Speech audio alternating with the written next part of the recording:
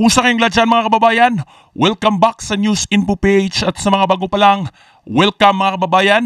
At eto na nga mga kababayan, no, huwag na nating patagalin pa dahil eto, napakatindi ang isiniwalat ni dating General Magalong mga kababayan. No? At isiniwalat nito ang korupsyon na ginawa nitong si Martin Romualdez mga kababayan at nitong si President Bongbong Marcos sa pamamagitan ng pondo sa AKAP mga kababayan. Kaya pala niretain ni President Bongbong Marcos mga kababayan ang AKAP funds, no? At isa sa pinakamalaking binigyan ng pondo nitong si President Bongbong Marcos mga kababayan para sa 2025 budget dahil ngayon ang taon ng eleksyon, no mga kababayan.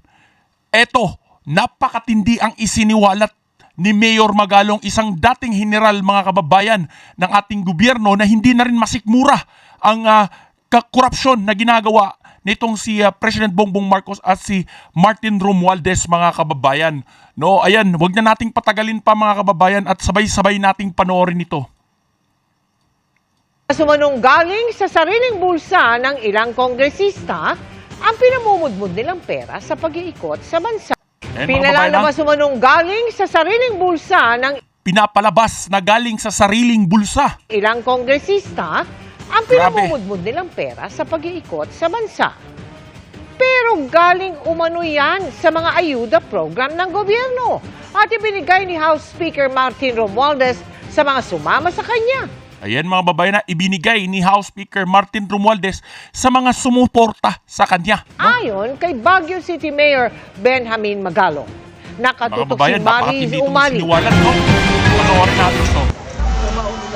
Ang alegasyon ni Baguio City Mayor Benjamin Magalong, lantaran daw ang pamimigay ng pera ni House Speaker Martin Romualdez sa mga lantaran naman talaga mga kababayan. Sino ba naman ang hindi makakahalata dito sa pinaggagawa nitong si Tamba mga kababayan? Kasama sa kanyang mga lakad. Ang pera mula umano sa iba't ibang ayuda program ng gobyerno, kabilang na ang kontrobersyal na AKAP o ayuda para sa kapos ang kita program. Nasilip daw nila ito sa mga reliable sources na napasama na sa mga lakad ni Speaker.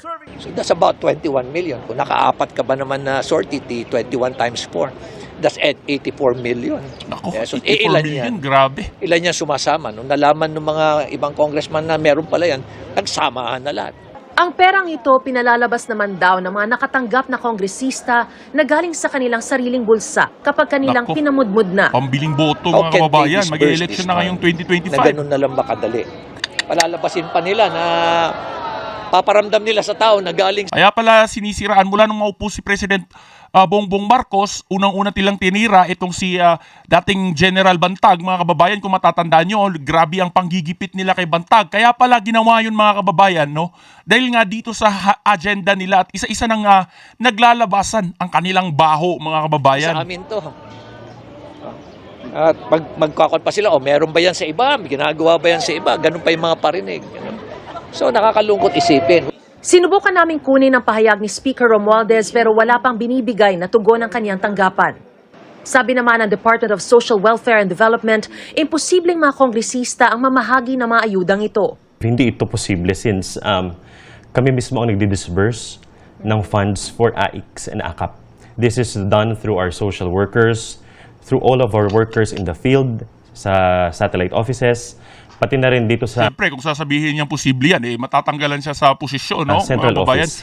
Ganun nga sila kabilis manira ng mga high-ranking officials. Ito pa kayang maliit na opisyal ng As for the DSWD. DOH and Siyempre, DOLE, hindi niya iaaminin yan. Kasi these funds are... Siyempre, siya yung mawawala ng trabaho, di ba mga kababayan? So Isip the din. funds are with us and with the respective departments. Pero aminado silang naaalarma sila kung nagagamit man ang pangalan ng programa para sa pamumulitika. So we insulate our programs, as we have mentioned time and again, from politics. So wala kaming kinikilingan na politician. Si Congressman Joey Salceda, wala raw alam tungkol sa sinasabi ni Magalong. Siyempre, aamin ka ba? Hindi ko alam. No, mga kababayan, isa siya sa matatamaan yan, no?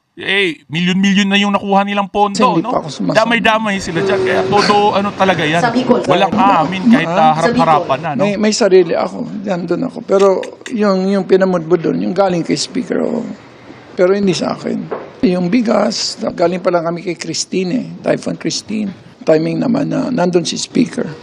Tiniyak naman ni House Appropriations Committee Chair at ako Bicol Party List Representative Zaldi Co na ang AKAP ay malinis at walang bahid katiwalian. Sa isang panayam idiniin ni Co na ang AKAP ay hindi pork barrel dahil ang Department of Social Welfare and Development o DSWD ang humahawak ng pondo at tumutukoy ng mga benepisyaryo.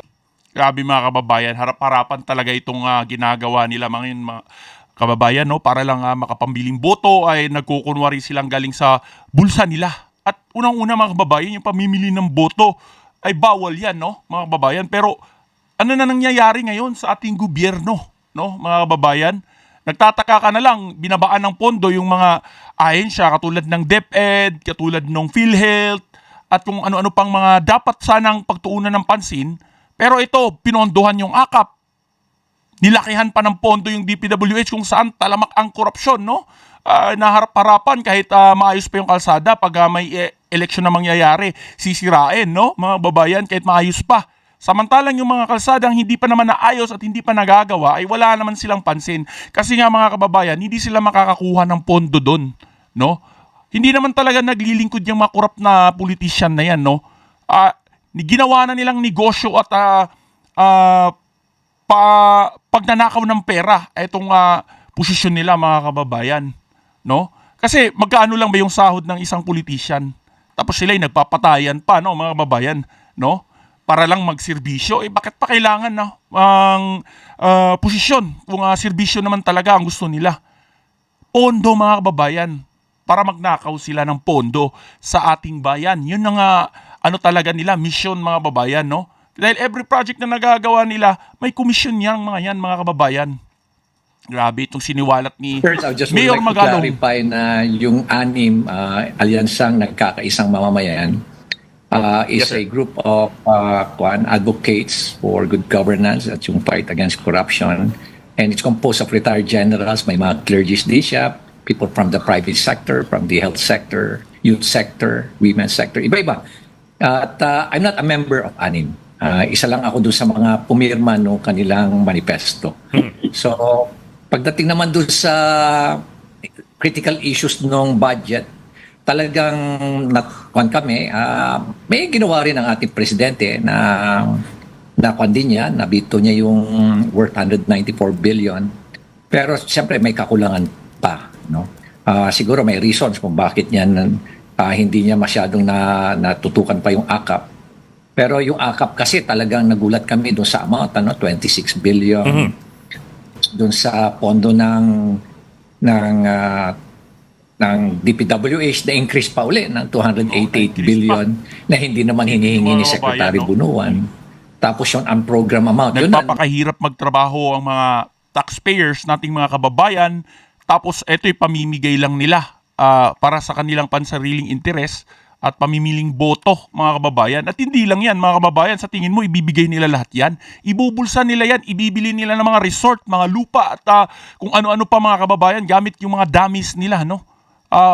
Magugulat ka na lang yung congressman nyo dyan na sobrang yaman. Nakakatakot yun ang program. Although pasan, pero kon pa rin, malaki pa rin yung sabihin natin ang nabawas dun sa program amount is about 168 billion. Pero malaki pa rin ang unprogram. Ibig sabihin, anytime pwede silang mag-disburse ng fund, gamitin nila sa iba't ibang mga proyekto nila. At nakakatakot yun. Nakakatakot yung ganung kalaki. So, yun na mga kine-question namin na pinirmahan ko dun sa manifesto na yun. Sir, in particular yung AKAP, kasi yung AKAP, again, as you also pointed out, the AKAP was not even in the National Expenditure Program for 2025. I mean, it was not even submitted by Malacanang. Yet it was put in by the BICAM, and it was approved pa rin by the President. Tapos, well, I'm sure you've heard about it. Ang sabi ni Senator Grace po, ang hatian nila is 21 for Congress, 5 billion for the senators. May I ask you think, are you also of the opinion that that's kind of pork barrel? Yeah, basically it's also a pork barrel. Kasi nga, balikan natin 2024, biglang nagkaroon ng AKAP ang 2024. At kung iisipin mo, Ngayon pa lang pala magkakaroon ng guidelines. Paano yung AKAP na binigay last year? Na ang dami binigay last year. Wala Okay, pa lang. Nako, grabe talaga mga kababayan, no? Itong mga ginagawa ni Martin Romualdez at nitong Marcos administration, ano na talaga mga kababayan, nakakabahala na, no? So ayun mga kababayan, no, hanggang dyan lang muna yung reaction video natin, at kung anong masasabi mo dito, i-comment mo yan sa comment section below para mabasa ng marami nating kababayan saan mang sulok ng mundo. At ayun mga kababayan, paki-comment naman kung taga saan ka para alam ko kung saan umabot ang video na ito. At maraming salamat sa pagsuporta sa News Info PH. Sa mga hindi pa nakapag-subscribe, malaking tulong po pagka nag-subscribe kayo at pindutin na rin ang bell button. Ayun lang mga kababayan, mag-ingat kayo lagi hanggang sa susunod natin na reaction video.